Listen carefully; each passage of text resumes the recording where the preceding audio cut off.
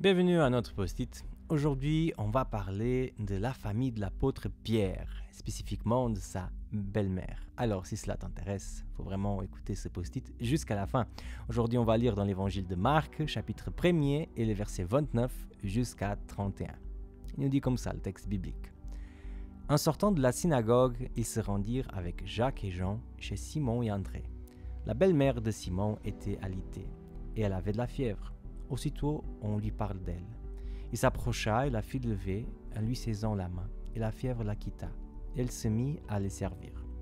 Moi, j'aime beaucoup cette image de Jésus. Un Jésus qui passe le Shabbat à la synagogue, mais qui juste après va sortir avec ses amis, il va chez un ami, il va passer l'après-midi avec eux, en train de manger, en train de discuter. C'est vraiment un Jésus que des fois on n'imagine pas, mais qui est bien réel. Et là, il avait choisi d'aller chez Pierre et André en occasion. Et quand ils arrivent là-dedans, ils trouvent qu'il y a un souci. Il y a la belle-mère de Pierre qui a de la fièvre, tellement forte, j'imagine, qu'elle est même au lit. Et le texte nous dit que Jésus va s'approcher d'elle presque automatiquement. Il va se dire, écoute, je te prends par la main, et la guérit, et la fièvre la quitta. Moi, je trouve ça excellent. Mais le texte ajoute un détail de plus. Il va dire qu'après qu'elle a été guérie, elle a commencé à servir. Et moi, avec ce texte, j'apprends quelque chose. Celui qui a été guéri a toujours à cœur de servir.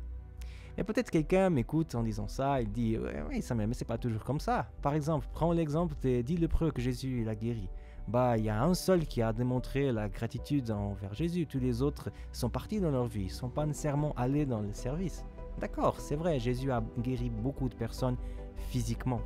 Mais moi, je crois que lorsque Jésus guérit notre cœur, lorsque Jésus guérit nos blessures spirituelles, que là, on a tout de suite cette réponse automatique de vouloir le servir. La gratitude qu'on a dans notre cœur est tellement grande qu'on a envie de servir celui qui nous a sauvés. Ma question pour toi aujourd'hui, c'est une question très personnelle. Est-ce que tu as été guéri par Jésus-Christ ?